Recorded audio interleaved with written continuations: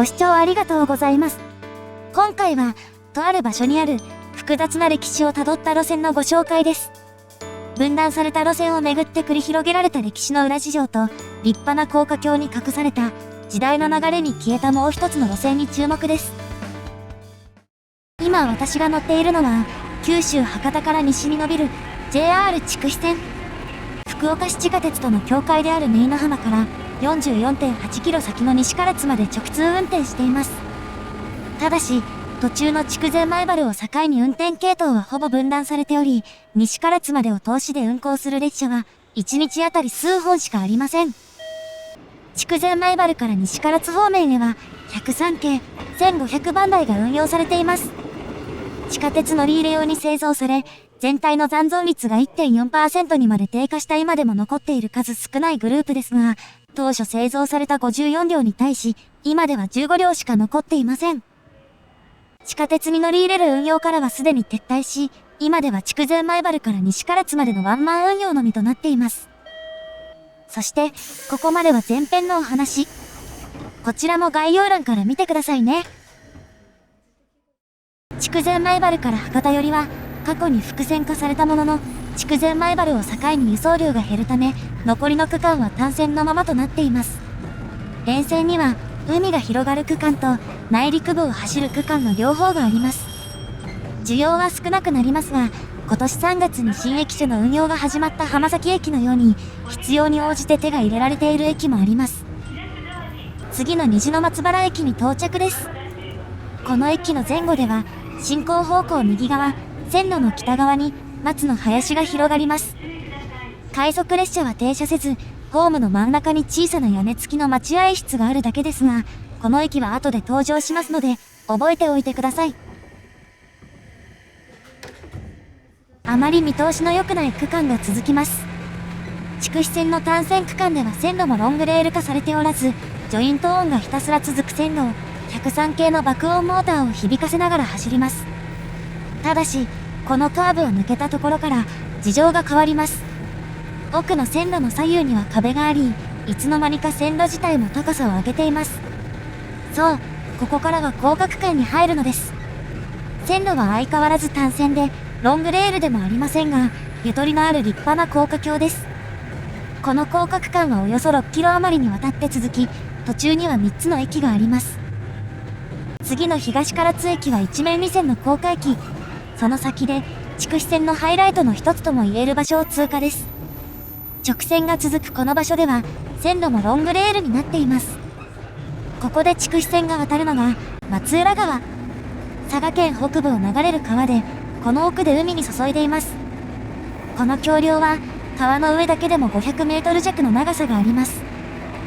松浦川を渡ると、終点の唐津駅かと思いきや、その前にもう一駅あります。この渡田駅は、一面一線のシンプルな構造です。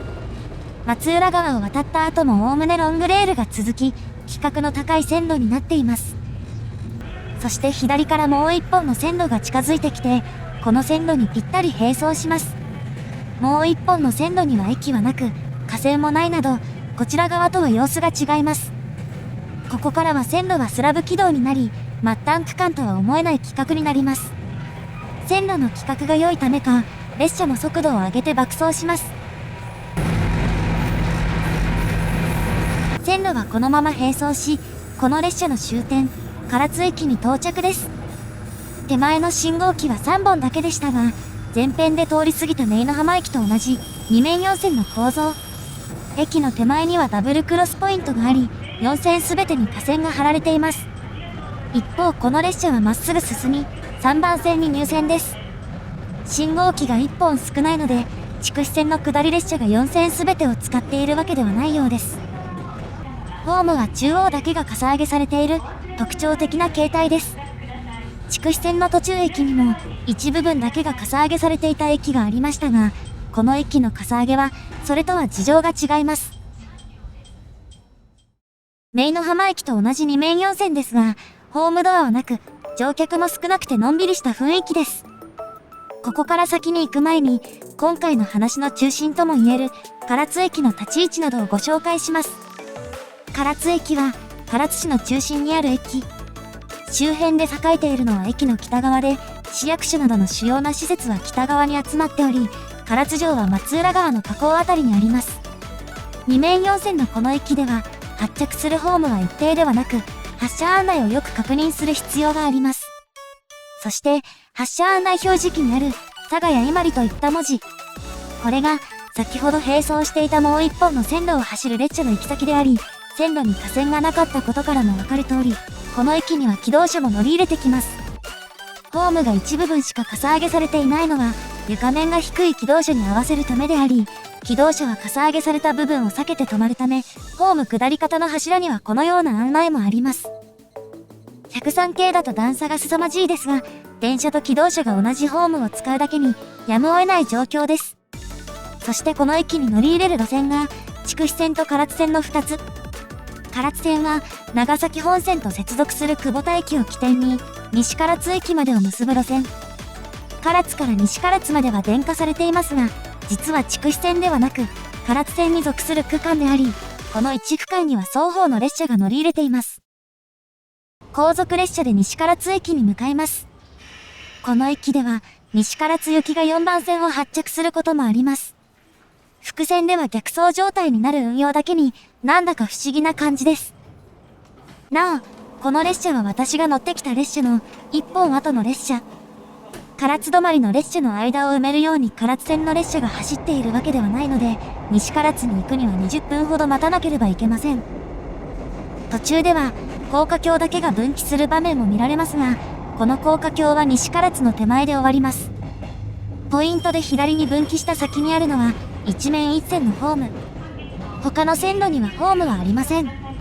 右側の線路の横にあるピットのようなものと、奥の光景からも想像できますが、この駅はただの終着駅ではなく、車両基地が併設されています。ここは、唐津車両センターと呼ばれ、筑肥線、唐津線の車両すべてを一手に引き受けています。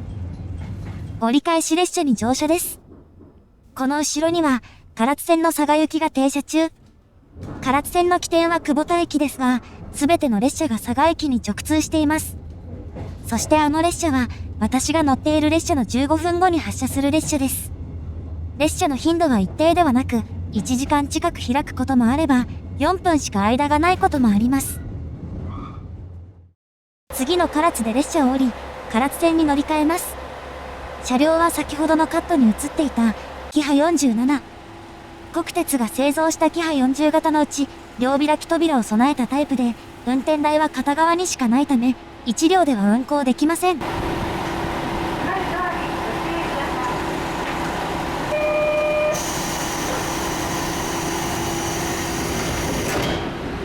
103系も今では相当古い車両ですが、それよりもっと年季の入った車両であり、エンジン音にもパワーが感じられます。高架線を爆走し、綿田駅のあたりで筑肥線と離れると、スラブ軌道は終わりを告げ、線路も高架から地平へと移ります。次の鬼塚駅では、JR 九州になってから導入された、キハ125型とすれ違います。線路はロングレールではなく、周りに草も生えており、わずか一息で雰囲気がガラリと変わります。ホーム自体は180メートルありますが、屋根はほんの少ししかついていません。2駅目の山本駅に到着です。佐賀へと行く唐津線の一方、ここから西に分岐し、伊万里駅までの 25.7 キロを結ぶ路線もあり、山本駅では2系統が分岐しています。なお、やってきたのは伊万里駅からの列車ではなく、佐賀駅からやってきた列車です。ここで、伊万里行きの列車に乗り換えます。後続列車は、先ほどすれ違ったのと同じ、キハ125型。こちらのホームは130メートルほどありますが、それをフル活用することもない、全長 18.5 メートルの単行列車です。山本駅で2系統が分岐するものの、線路はすぐに離れず、4キロほど並走します。途中、佐賀方面の線路には駅がありますが、伊万里方面の線路には駅がありません。この先で線路は立体交差になり、それぞれ分かれていきます。線路が高さを上げたのは、佐賀方面の線路を乗り越えるためだけではありません。この先、線路は本格的な山間部に入ります。警笛が鳴ると、左側の山がますます切り立っていき、線路を囲むように草木が生え、トンネルに入ります。伊万里方面はまさしくローカル線といった感じで、山の間を縫って走るか、田んぼや畑の間を突っ切るかで、遠くには常に山々が広がります。途中の踏切の中には遮断機がないものもあり、都市部の路線とは明らかに違います。途中には広々とした構内を抱える駅もありますが、線路は剥がされ、列車交換はできません。この区間の本数は1日9往復。日中は2時間以上開くこともあります。山本伊万里間で列車交換ができるのは途中の一駅のみ。この大川の駅では朝と夜にだけ列車交換が行われています。側線が廃止された痕跡があるところに、この区間が辿った歴史が伺えます。そして終点の伊万里駅も一面一線の構造です。この駅では第三セクターの松浦鉄道と接続しており、ある程度賑わっているようにも見えますが、本数はやっぱり9往復のみです。途中の駒鳴駅の周辺には、菜の花や桜が咲き誇り、2010年には映画のロケ地となったことでも知られています。山本伊万里の両駅を除き、1日あたりの乗車人員は100人を切っており、中には1桁の駅もあります。唐津線も含めて無人駅が多く、車内にはワンマン列車の乗り降り案内も設置されています。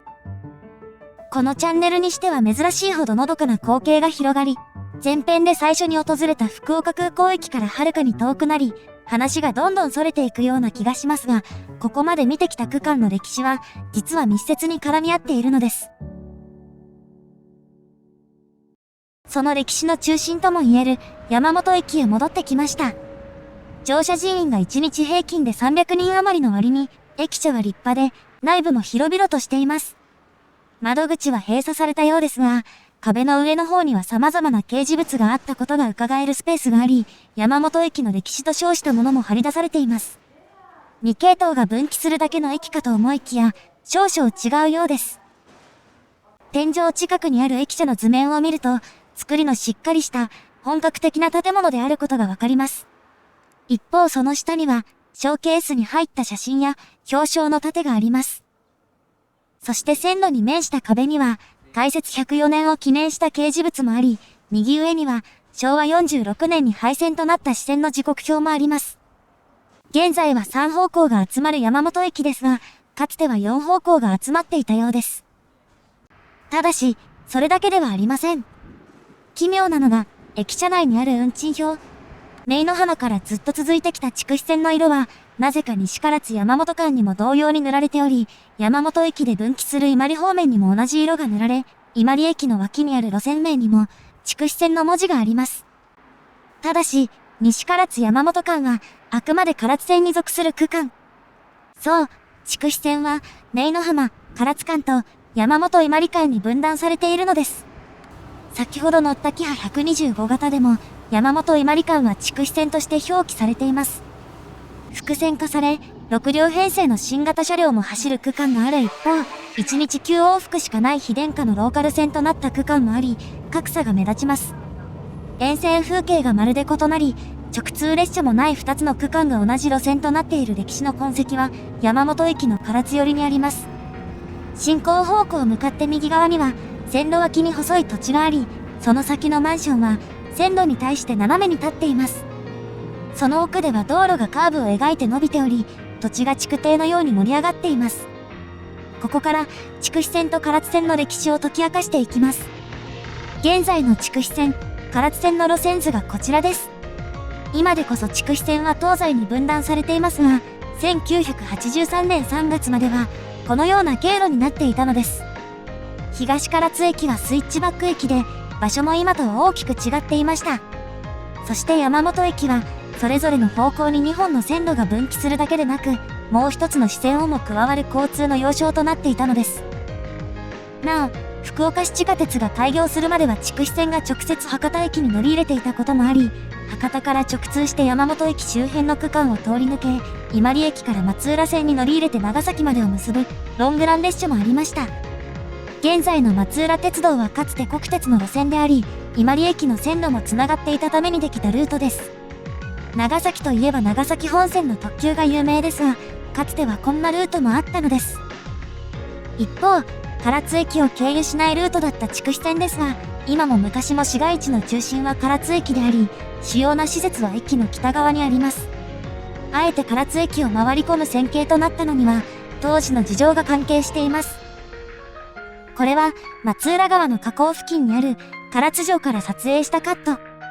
唐津駅自体は1898年に開業していましたが、筑肥線にあたる区間が最初に開業したのは1923年のことでした。当時の技術では、川幅の広い松浦川の河口付近に橋梁をかけることができず、一旦スイッチバックした上で、川幅が比較的狭い山本駅のあたりで川を渡ることにしたのです。山本駅の手前では松浦川が支流と合流しているため、ここなら100メートル程度の橋梁で川を渡れます。かつて東唐津駅があったのがあのあたり。跡地はホテルになりましたが、構内に貨物ヤードもあったという駅の広さは、建物の大きさからも伺い知ることができます。山本駅にもかつてはより多くの側線があり、空中写真を見ると、敷地が駅の東側に膨らんでいたのがわかります。なお、時刻表もあった支線は、駅から伸びる全長 4.1 キロの路線で、かつてはこの路線を伊万里方面に伸ばす計画もあったそうですが、実現することなく廃線となっています。松浦川の川幅が原因で、唐津周辺には、東唐津、唐津、山本の3駅が、それぞれの役割とともに併存することになりました。あえてスイッチバックの東唐津駅を設けたのは、市街地からの利便性を確保するためだったようですが、中心部へはバスなどを利用する必要があり、お世辞にも便利とは言えませんでした。その後時代が変わり、松浦川の河口付近に橋梁をかけられるようになったことから、線路の切り替えが決まり、1983年3月、今の経路に再編されました。この時唐津山本間は、唐津筑肥両線の重複区間とされましたが、国鉄民営化に伴って唐津線のみに戻されたため、筑肥線は東西に分断された、今の形態となりました。ただし、運賃表などではこの区間を筑肥線と表記しているものも多く、伊万里方面の列車が唐津駅まで乗り入れることもあって、曖昧な状態が続いています。なお、山本駅はこの経路切り替えで一中間駅となったこともあり、この辺りの下りは駅舎内の看板にも記載されています。この経路切り替えの時に、博多寄りでは福岡市地下鉄との相互乗り入れが始まったため、それまで博多駅を発着していた急行列車は、唐津駅が起点となりました。この急行は88年4月に廃止になり、2002年には伊万里駅の駅舎が建て替えられたことで筑肥線と松浦鉄道の線路が分断され、かつてのロングラン列車は物理的に運転できなくなっています。系統分離をめぐって複雑な歴史をたどった筑肥線と唐津線ですが、今回の話には、これ以外にもう一つ、別の路線が登場します。その路線の痕跡は、これまで見てきた区間に点在しています。ゆとりのある高架橋と、コンクリート製の長大橋梁。お金がなかった国鉄末期にしては、かなり立派な設備です。そして、西唐津駅の手前に、ポイントを設置する準備がなされた高架橋。そう、筑肥線の高架橋は、筑肥線の高架化のために作ったものではなく、別の路線計画にあったものを流用したものだったのです。その路線が、国鉄呼子線。序盤で登場した虹の松原駅を起点に、唐津、西唐津を経由し、玄海灘に面した呼子町までを結ぶ 22.9 キロの路線でした。なお、呼子から先、伊万里までを結ぶ計画もあったそうですが、こちらは認可がおりませんでした。1968年に着工し、ほぼ全てのトンネルや高架橋が出来上がったものの、唐津市中心部の用地取得に時間がかかっている間に国鉄の経営が悪化、1980年の国鉄再建法により、後で筑肥線に組み込まれる区間を除き、工事は凍結されました。呼子町では駅前広場も作っていましたが、国鉄としての工事は再開されず、第三セクターでの開業も断念されたことで、呼子線が日の目を見ることはありませんでした。トンネルや高架橋の一部は道路に転用され、トンネルの中にはハムやソーセージなどの貯蔵庫に転用されたものもあります。また、西唐津駅の先には、左にカーブする線路の痕跡があります。ホームに面した線路が直接車庫につながっていないのは、この先に線路を伸ばすことを見越していたからなのかもしれません。この区間に乗るときは、ところどころに見られるこうした痕跡を眺めてみるのも面白そうですね。ご視聴ありがとうございました。